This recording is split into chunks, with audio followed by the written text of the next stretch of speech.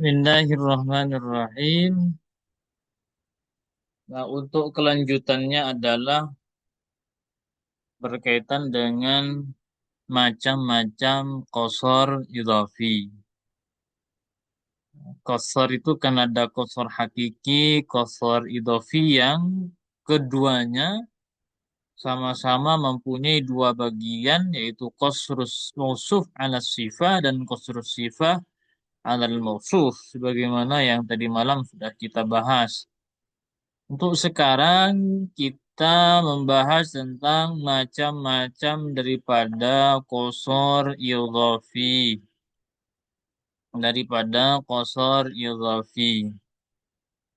Bahwasanya macam-macam qasar idhafi ini memandang keadaan mukhatab. Ini ditinjau daripada keadaan mukhatab.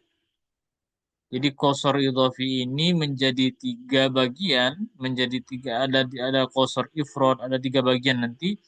Karena itu peninjauannya adalah keadaan mukhatab. Karena peninjauannya adalah keadaan mukhatab. Pertama adalah qasar ifrad. Yang pertama adalah qasar ifrad. Qasar ifrad adalah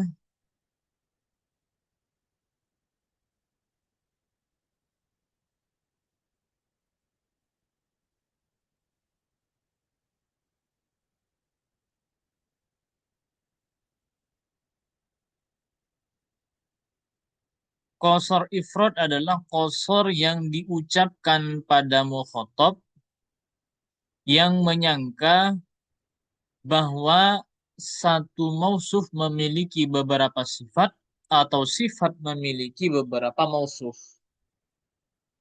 Ini qasar ifrad. Nah, kalau kita lebih gampangnya tentang qasar ifrad ini sederhananya adalah ini merupakan pembatasan makna untuk menjelaskan bahwasanya suatu sifat itu hanya milik satu pihak. Kalau qasr sifat alal mausuf ya. Ini lebih contoh kepada qasr sifat al mausuf. Bahwasanya kalau mausuf itu hanya punya satu sifat atau sifat itu hanya dikhususkan kepada satu mausuf. Kenapa kok muncul adanya qasrul ifrad? Karena kenapa? Karena ah, ini diungkapkan kepada mukhatab yang menyangka bahwasanya itu memiliki mausuf memiliki banyak sifat, sifat memiliki sifat itu berada di beberapa mausuf. Biar tidak seperti itu, keyakinan hal tersebut itu ini kan merupakan keyakinan tujuan sehingga keyakinannya mukhatab kan kayak gitu. Ada mausuf itu multi sifat, mempunyai beberapa sifat. Nanti kalau yang sifat itu ada di melekat kepada beberapa musuh. Ini kan merupakan dugaan daripada mukhotob. Artinya mukhotob itu masih bingung. Belum ada kejelasan. Sehingga adanya qasrul ifrad ini tujuannya adalah untuk mempertegas, memperjelas. Kalau mausuf itu hanya punya satu sifat. Sifat itu hanya ada pada satu mausuf. Bukan malah musuh memiliki banyak sifat. Bukan sifat itu dimiliki oleh beberapa musuh. Ini kan merupakan dugaan-dugaan. Merupakan dugaan-dugaan. Saya kira Zaid itu orangnya alim, orangnya bisa orang jurnalis, kemudian dia kalau berbicara punya retorika yang baik, kemudian dia ahli ini, ahli itu dan macam-macam. Ini kan praduga. Praduga itu masih belum ada kejelasan yang pasti. Sehingga satu mausuf itu disifati dengan banyak hal yang itu sebenarnya belum hanya sekedar dugaan saja, belum tahu secara pastinya. Sehingga adanya qasrul ifrad ini menegaskan bahwasanya uh, Zaid itu ya pintar, Zaid itu bisa menulis saja, tidak kepada yang lainnya yang diduga yang lain itu. Karena memang secara kenyataannya bisanya hanya menjadi seorang penulis. Gitu. Nah, contoh gini, kalau yang di sini Artinya kalau bisa kita istilahkan dengan bahasa kita bahwasanya oh tidak, sifat itu hanya milik Zaid, bukan milik yang lain. Contoh kalau qasrul mausuf ala sifat. Qasrul mausuf ala sifat. Ketika mukhotob menyangka, berarti qasrul mausuf ala sifat. Ketika mukhotob menyangka bahwa Ahmad memiliki keahlian penulis, penyair, dan keahlian-keahlian yang lain. Ini kan mukhotob menyangkanya seperti itu. Akhirnya ditegaskan, kalau memang betul iya, tapi pada kenyataannya tidak seperti itu, karena memang berangkat cuma hanya sekedar dugaan saja. Akhirnya ditegaskan tujuan Qasrul Ifrad ini. Ma Zaidun illa syair. Zaid itu hanya seorang penyair gitu. Bukan penulis, bukan ahli khutbah dan yang lainnya. Ini tujuan Qasrul Ifrad ini adalah untuk menegaskan.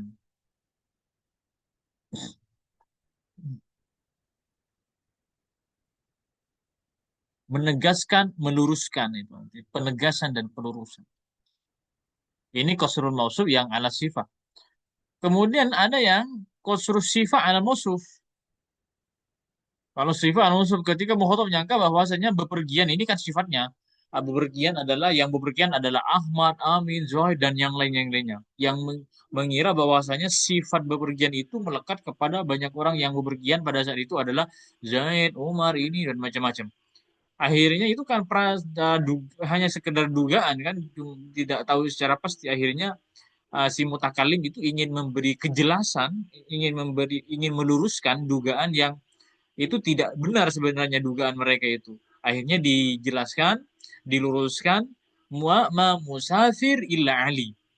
Yang bepergian tidak ada orang bepergian kecuali Ali. Hanya Ali yang bepergian. Jadi sifat bepergian itu hanya dilekatkan kepada Ali karena memang pada saat itu yang bepergian hanya Ali. Sedangkan orang yang mukhatab itu mengira yang bepergian bukan hanya seorang Ali tapi banyak orang. Ini itu akhirnya si mutakalim ingin menegaskan untuk meluruskan dugaan yang tidak benar, dugaan yang tidak benar gitu. Gimana Ukti? Yang atas itu izin Ustadz. Yang atas itu mungkin maksudnya Ma Ahmadu ya. Soalnya Yang mana? ketika Mukhotob menyangka bahwa Ahmad contoh yang mausuf ala sifah, Hmm. ketika Mukhotob menyangka bahwa Ahmad memiliki keahlian penulis dan penyair. Lalu Mutakalim mengucapkan mungkin maksudnya Ma Ahmadun ya Ustaz. Ma Ahmadu. Hmm. Kalau di situ Ma Zaidun. Iya betul,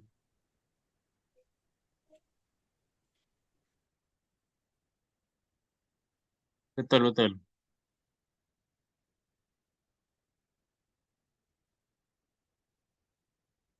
Jadi prasangka itu yang kan multi prasangkanya kan?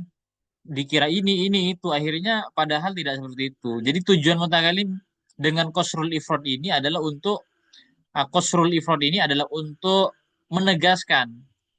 Qasrul Ifrad ini adalah untuk ya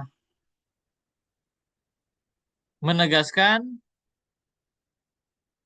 meluruskan apa yang mereka itu pahami, duga dengan yang tidak benar itu.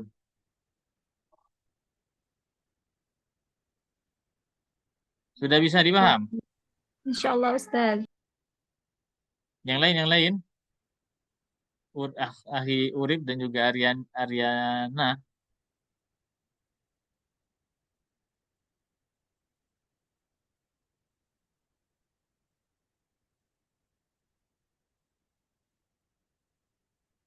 Oke. Kalau kita sudah, kita ke kosor kolab.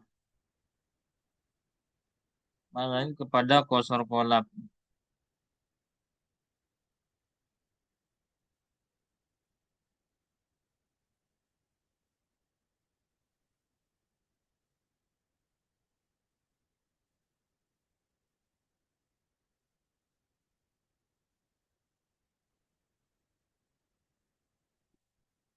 Kosor kolab ini apa ya? Kalau istilah kita itu plot twist ya. Apa? Plot apa? plot twist ya, yang endingnya itu apa istilahnya itu? Kosor kolab ini adalah membalikkan fakta. Membalikkan fakta. Kosor kolab diucapkan kepada mukhotob yang menyangka kebalikan dari hukum yang ditetapkan. Jadi ini anu ya, ini memang agak lebih kalau masalah pembagian ini ada kosor ifrod, kosor kolab, dan kemudian kosor ta'yin. Ini meninjau, ini kan meninjau terhadap bagaimana posisi mukhotob itu. Sehingga kapan saya menggunakan ini, kalau saya membenarkan, menegaskan, oh ini apa nanti ke kolab, apa ke ifrod atau ta'yin nanti gitu. Jadi ini lebih kepada melihat bagaimana kondisinya mukhotob. Kalau yang ifrod karena melihat kondisi mukhotob itu mengira berlebihan. Zaid itu seorang penyair, seorang penulis, seorang penyanyi, seorang ini dan itu. Padahal tidak, akhirnya ditegaskan Zahid itu hanya seorang penyair, bukan yang lainnya gitu. Itu berarti qasar ifrad. Sekarang qasar qorob itu kalau si mukhotob itu memahami kebalikannya. Saya kira yang menolong saya Muhammad, yang menolong saya Muhammad. Gitu. Akhirnya si mutakalim bilang, bukan, yang menolong kamu itu Zaid. Jadi dibalik, langsung 180 derajat itu dibalik. Bukan Zaid. Nah, bukan yang menolong kamu bukan Zaid, tapi Muhammad, tapi Zaid dibalik. Nanti juga sama antara tetap seperti bagiannya di atas ada mausuf ala sifat, kemudian ada sifat ala mausuf. Kalau mausuf ala sifat ketika mukhotob menyangka bahwasanya Ahmad adalah bahwasanya penyair itu adalah Ahmad bukan Zaid. Lalu mutakalim mengucapkan mazidun illa syair. Tiada Zaid kecuali seorang penyair. Sekarang semisal mukhotob menyangka bahwasanya seorang penyair itu adalah Ahmad. Penyair itu kan, penyanyi itu kan Ahmad. Seorang penulis itu kan Ahmad. Khotib itu kan Ahmad. Akhirnya mutakalim dia meluruskan karena dia salah pemahamannya dari kebalikannya. Karena yang menjadi penyair, yang menjadi penyanyi, yang menjadi mukhotib ya bukan Ahmad. Akhirnya dibilang mazaidun illa syair. Mazaidun illa syair. Tiada hanya apa nah, tiada Zaid kecuali seorang penyair. Yang penyair itu Zaid, bukan Ahmad. Yang khotib itu Zaid, bukan Ahmad. Mana kolab itu langsung dibalik. Dari Zaid menjadi, dari Ahmad menjadi Zaid. Gitu. Ma Zaidun illa syair. Ini kan berarti mausu' ala sifat. Kalau yang sifat al-musuh tetap dikolab ya, tetap dikolab. Ketika mukhotob nyangka bahwasanya Zaid itu bodoh, bukan alim. Akhirnya ya diucapkan. Ini kan memahami kebalikannya. Zaid itu alim. Tiada orang alim kecuali Zaid. Zaid itu orang alim, bukan bodoh. Jadi kebalikannya. Qasar qalb itu adalah kebalikannya. Atau lebih gampangnya, ya pokoknya kebalikannya. Yang menolongmu bukan si B, tapi si A. Yang punya sifat alim itu bukan si B, tapi si A. Yang bepergian itu bukan si B, tapi si A. Terus itu. Jadi membenarkan. Artinya eh,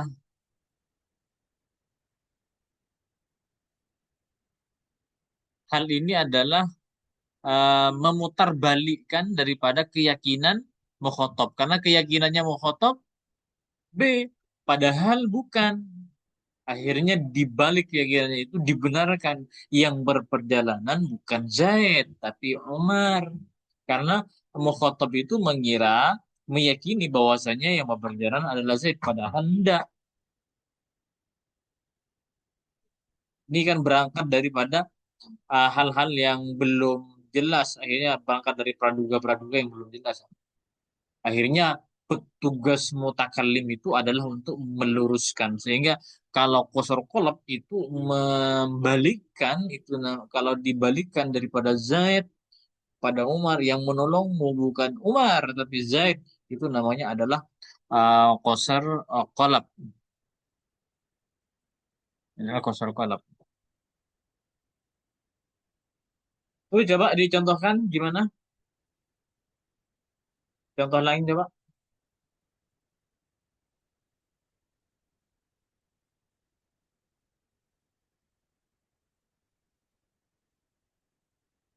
Monggo buat contoh lain dari kosor kolab pakai bahasa Arab.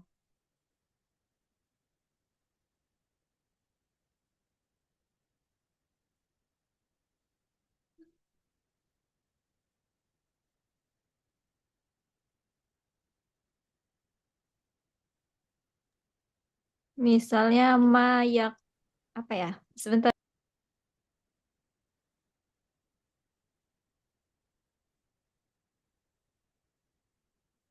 Gimana?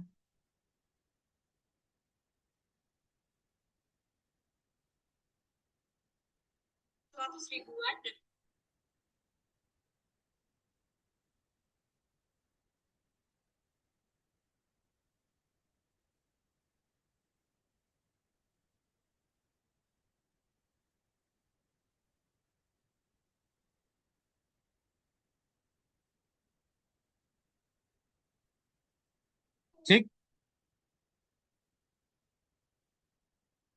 Belum menemu, Ustaz. Oh iya iya iya.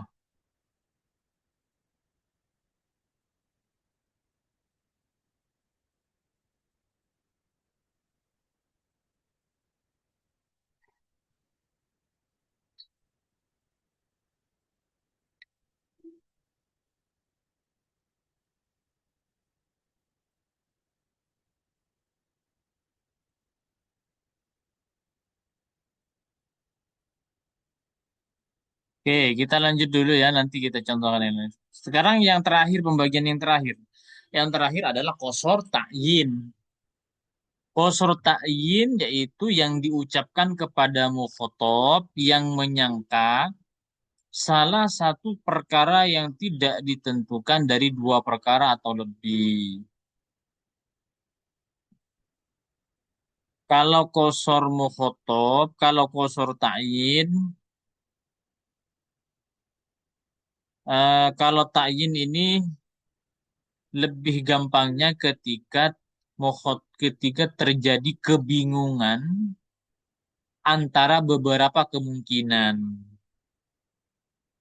Mukhotob itu bingung dari berbagai banyak kemungkinan, dari berbagai banyak pilihan.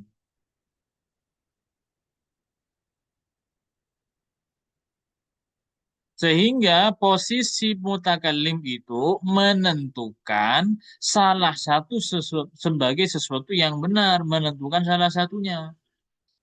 Mukhotob itu bingung. Yang benar ini A, B, C, D, E. Yang mukhotob mengatakan ini antara ini. Akhirnya itu kan kebingungan. Akhirnya posisi mutakallim itu memilih salah satunya dan itu adalah sesuatu yang benar. Qasar diucapkan kepada mukhatab yang menyangka salah satu perkara tidak ditentukan dari dua perkara, tidak ditentukan dari dua perkara atau lebih. Mudahnya seperti itu. Mukhatab itu mempunyai kemungkinan, mempunyai kebingungan dalam antara beberapa kemungkinan. Akhirnya sebagai mutakallim, saya menentukan salah satu dari beberapa kemungkinan yang dibingungkan oleh seorang mukhatab itu. Tujuannya apa? Nanti adalah tujuan daripada qasr ta'yin ini adalah untuk menentukan pilihan yang benar dari beberapa opsi. Karena mukhatab itu dalam pikirannya mempunyai berbagai macam banyak opsi. Opsi A, B, C, D, E. Akhirnya posisi mutakalim ini berfungsi sebagai menentukan pilihan yang benar dari beberapa opsi yang ada itu. Beberapa opsi yang ada. Contoh, ini salah contoh salah satunya ya, salah satu. Al-ardu mutaharrikah la sakinah.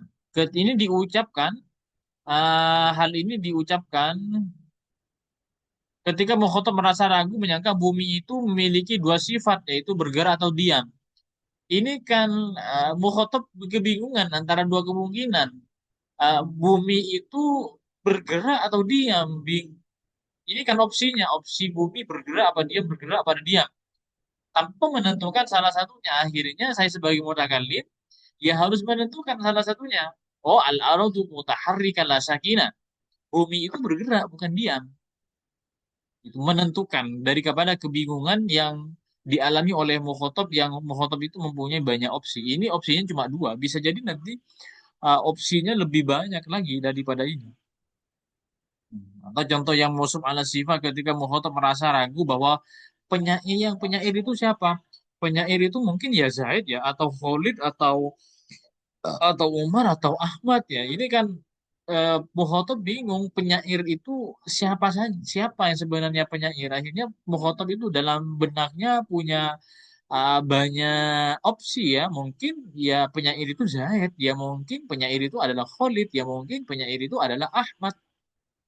Akhirnya posisi mutakallim ya menentukan salah satunya. Oh, yang masyair illa Zaid.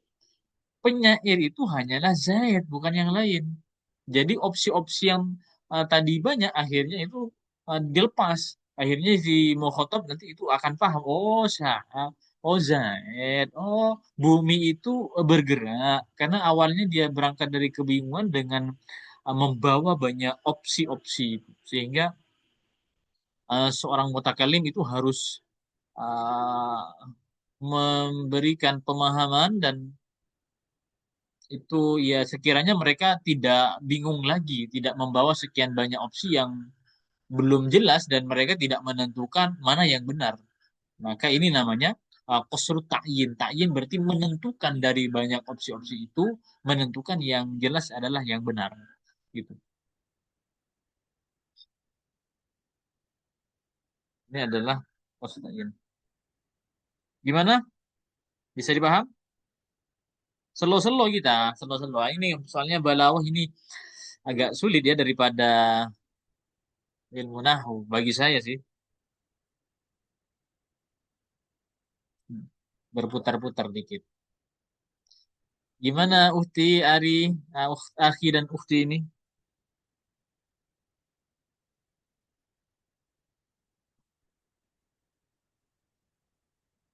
Saya paham ya? Sedikit-sedikit Ustaz, insya Allah. Oke, nanti kita akan contohkan. Itu dipahami dulu. Nanti saya contohkan ya. Saya coba sebut satu-satu nanti ini untuk menentukan. Saya sudah buat contohnya. Buat buat barusan ini. Ini kalau ini aturan ya, kalau ini aturan. Dalam penggunaan kosor ini aturan kepada seluruh di atas itu sudah mulai dari pembahasan awal. Ini merupakan aturan dari kosor. Ini kan sudah dilalui semuanya ini. Kalau mengkosor itu, cara-cara mengkosor itu banyak ya, terserah. Boleh menggunakan model yang pertama, didahului oleh nafi dan istisna. Berarti ini kan, masyair illa zaid. Ini kan didahului oleh nafi dan istisna. Manya manafi, ini istisna. Ini model yang pertama. Jadi pengkosoran, pengkhususan, pengkhususan pembatasan itu banyak model, itu banyak model.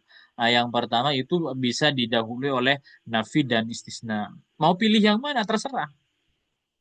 Ini model-modelnya biar bervariasi itu kan. Yang kedua adalah menggunakan innama. Innamal fahim ali. Yang faham hanya seorang ali. Ini kan juga pembatasan. Kemudian bisa menggunakan atof. Ana nair la nazim. Saya ahli kalam. Nasar bukan ahli nazam. Jadi menggunakan la kalau atof itu lakin, eban atau la. Jadi ini kan juga pengkosoran.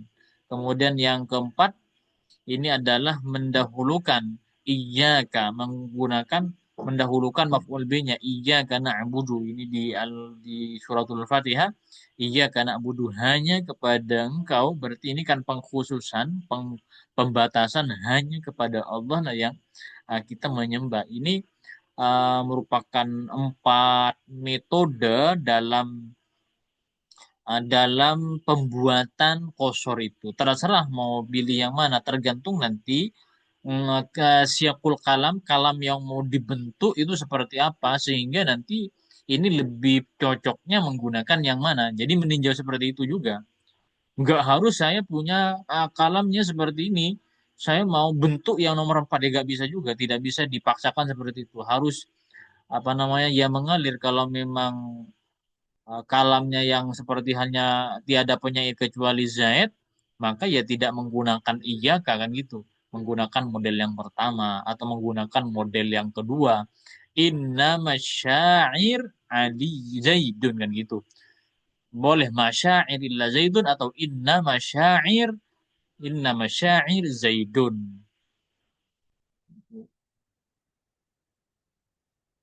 Atau menggunakan yang ini wahwa anu wahwa Zaid ini Zaidun Zaidun syairun la khotibun gitu. Tergantung mau mau gunakan yang mana yang paling enak, yang paling pas, yang mana terserah. Ini kita selesai, kita lanjut kepada bab wasol dan fasol insya Allah di besok malam ya, kalau tidak ada kuliah. Soalnya kalau malam Sabtu kadang ada jam kuliah kadang. Nah, ini selesai. Sebelum kita mencontohkan buat contoh-contoh berkaitan dengan 3 kosor, ada yang masih dibingungkan?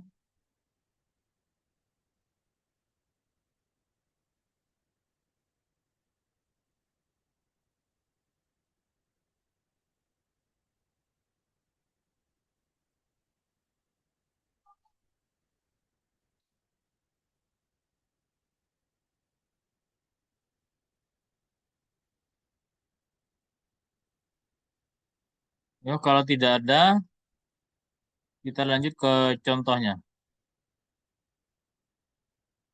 Soal dasar sekarang. Soal dasar adalah identifikasi jenis kosor. Soal dasar, soal yang dasar kalau yang ini adalah soal yang menengah. Yang A adalah soal yang dasar, yang ini adalah soal yang menengah. Sekarang, ini cuma ini ya, sekedar ini saja. Soal yang dasar ini untuk mengetes pemahaman daripada yang barusan ya. Karena ini kan kalau butuh analisis ini. Tentukan apakah kalimat berikut termasuk kosor ifrod, kosor kolab, atau kosor ta'yin. Ada kan 3 kan? Ada kita bahas tadi kosor kolab, ada kosor ifrod, kosor kolab, dan juga kosor ta'yin. Ini menentukan. Kemudian sertakan alasan singkatnya saja, secara singkat saja alasannya.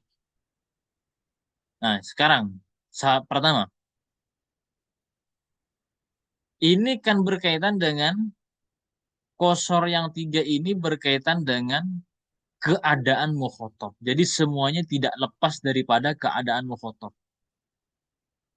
Dari kosor semuanya adalah tidak lepas daripada keadaan mukhotob. Sekarang yang pertama.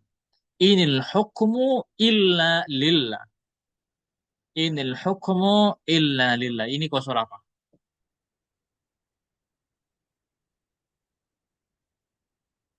Monggo berpikir keras. 3 orang ini ada Ukti Lili, ada Akhi Arif, ada Akhi Ariana. Kalau Ukti Lili dari Jabar ya. Iya, Ustaz. Kalau Akhi Arif dari mana? Urip.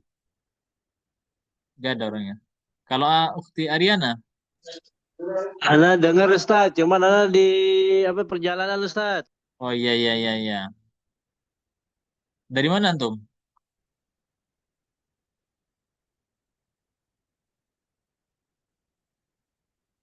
Kalau Ariana dari mana? Dari Jawa Tengah, Ustadz. Jawa Tengah. Kotanya? Jepara. Oh dari Jepara. Oke. Inil hukmu illa lillah. Coba ini. Ini masuk yang mana? Qalab, ifrad, qalab, atau ta'yin?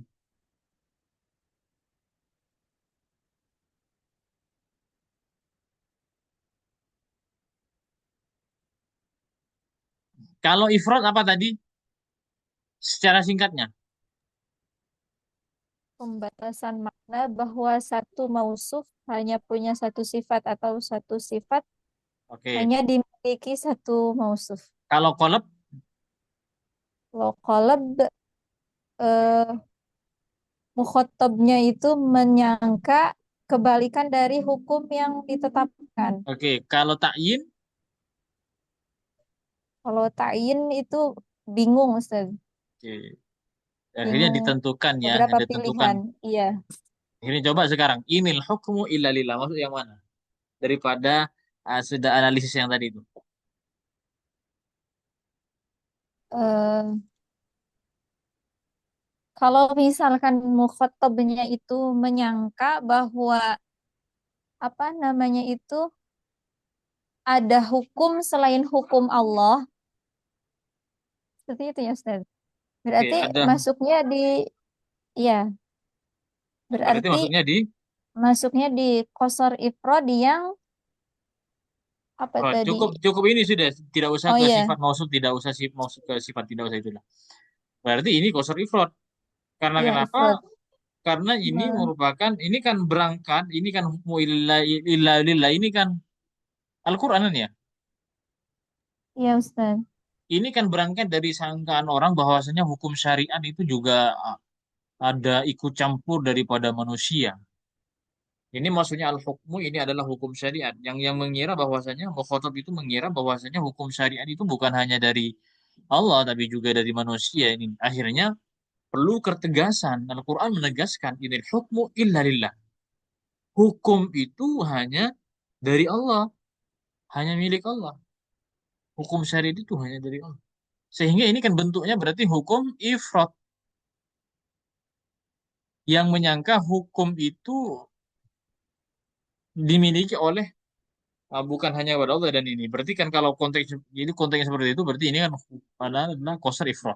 Yang kedua, wa ma ramaita id ramaita walakinnallaha rama. Ini di apa? Al-Qur'an juga kayaknya. Iya Ustaz. Oh iya, wa ma ramaita Al-Qur'an juga berarti. Wa ma ramaita id ramaita walakinnallaha rama. Coba. Ini masuknya di ta'yin bukan ya Ustaz? Oh, kalau Eh, ini bukan ya qalab. ini kalap karena orang menyangka bahwasanya yang melempar itu adalah Oh yang iya iya. memang mempunyai bekas melempar, yang mempunyai kekuatan Oh iya. astar dalam melempar itu adalah Muhammad. Akhirnya Allah menegaskan Nabi Muhammad itu Romaita ini kepada Nabi Muhammad itu gak punya daya apa sekali kecuali Allah yang mempunyai itu kan. Itu kan dibalik itu. Coba yang ketiga, Uhti Ariana gimana? Bisa nyambung Uhti?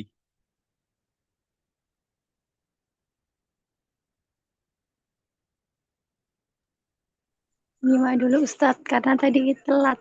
Oh iya iya iya iya. Tapi insya Allah sudah paham tadi. Udah, Oke udah siap paham. siap. Tom sudah apa? Sudah kuliah sekarang? Enggak. Sudah lulus.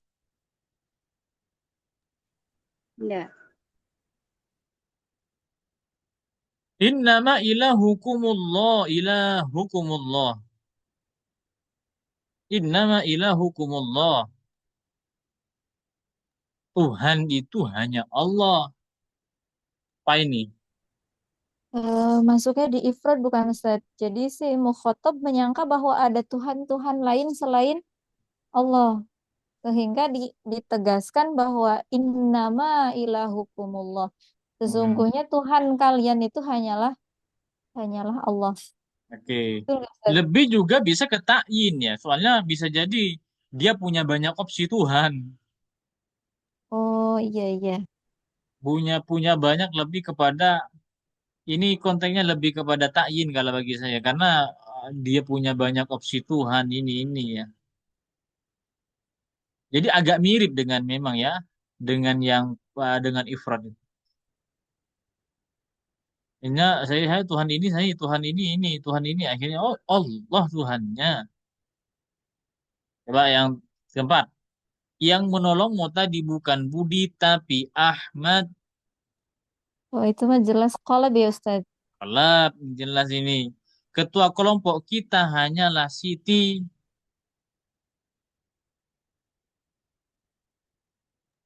Apa? Sepertinya ta'yin bukan ya Ustaz? Jadi Takyin. ya, Akhirnya kenapa sih dia punya banyak opsi ini? Ketua kelompok kita ini. Oh, Siti kelompoknya gitu, ketua kelompoknya. Ini takyin. Ini lebih menengah, coba yang ini ya. Ini lebih mengenai, menganalisis keadaan mukhotob. Ya tapi sama sih. Sebenarnya menganalisis keadaan mukhotob ini adalah menganalisis daripada alasan yang sudah disebutkan. Alasan singkat yang sudah ada di sini itu sebenarnya yang di kedua ini. Jelaskan apa dugaan atau keyakinan mukhotob. Ini sama seperti ini. Dalam kalimat sehingga menjadi jenis qasar tersebut. Sama. Bahwasanya ini dirubah, dibalik. Dibalik. Kalau di sini kan berangkat daripada menentukan kosornya kosor apa dulu, kemudian alasannya. Kalau ini kan dimulai daripada melihat dugaannya dulu, sehingga memunculkan ke ifrad.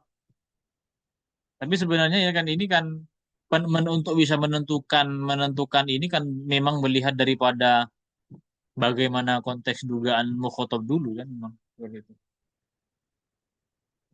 Ya gitu.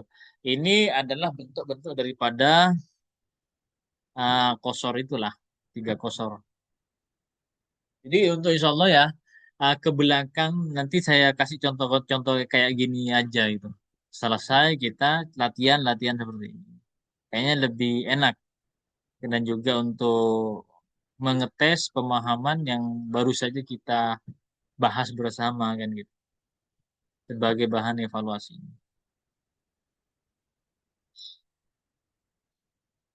Tuh, gimana Uhti Ariana ada yang mau ditanyakan dan Akhi Urip, Uhti Lili sudah bisa dipaham ya?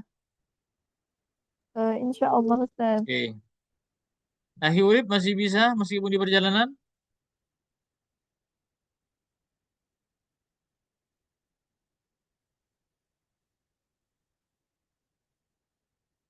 Oke.